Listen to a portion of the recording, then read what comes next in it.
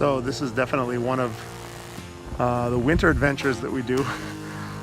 Shooting today with Joel Nelson and trying to cover a lot of different sponsors that he has, and getting some holes set up on the lake. Temperature is about 4 degrees with about a -5 wind chill. We were supposed to go up to Mille Lacs Lake, but the temperatures up there were in the -20s and 30s without the wind chill. So we came out to more of a southern Minnesota lake, and we're shooting some video and photos today, and having a great time.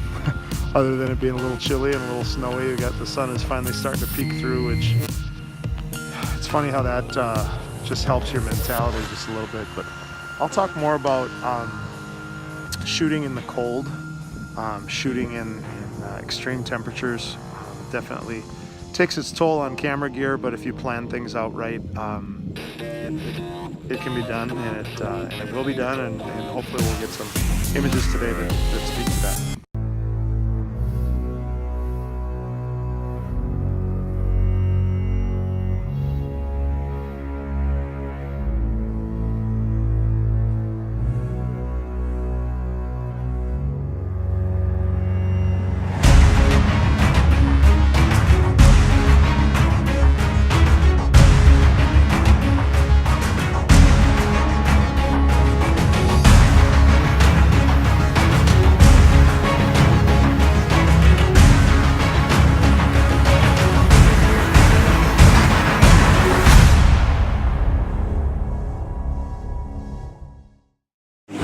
Ever had your phone or any other electronic device that runs on battery out in the cold, you know that the cold really does wreak havoc on battery life. So one of the things that I do for sure, keep the camera cold, keep the batteries warm.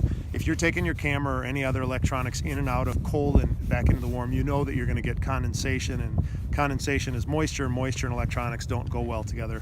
So I try to keep my camera cold. I leave it outside the fish house, as much as possible. What I like to do, I've got this Striker ice jacket.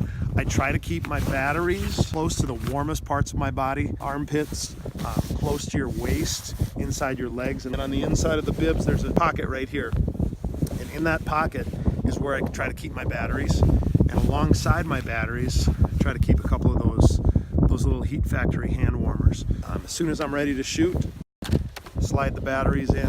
Camera's cold, batteries are warm, but it's a great combination. It's a great way to keep your batteries fresh and hopefully keep shooting longer into the day.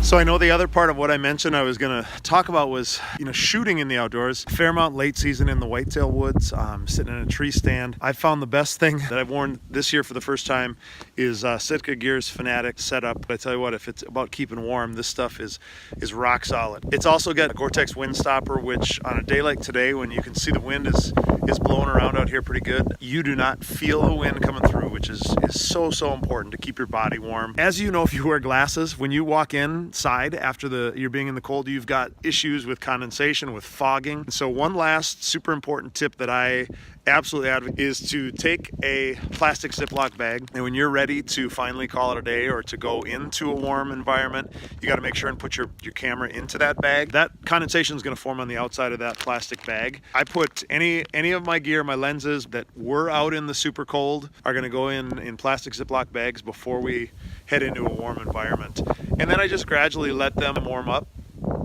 before trying to use them again inside. One of the clients we're shooting for is Otter Outdoors, and they've got this hub, kind of a portable fishing house. And so in this house right now we've got a little space heater going, these little Mr. Heater buddies, a couple of those just to keep things warm in here. And so what I've done is I'm bringing in anything that's using batteries. I've got my flash, which as we get towards low light conditions we'll have to use, and then I'm popping my batteries out of my camera, keeping those in here.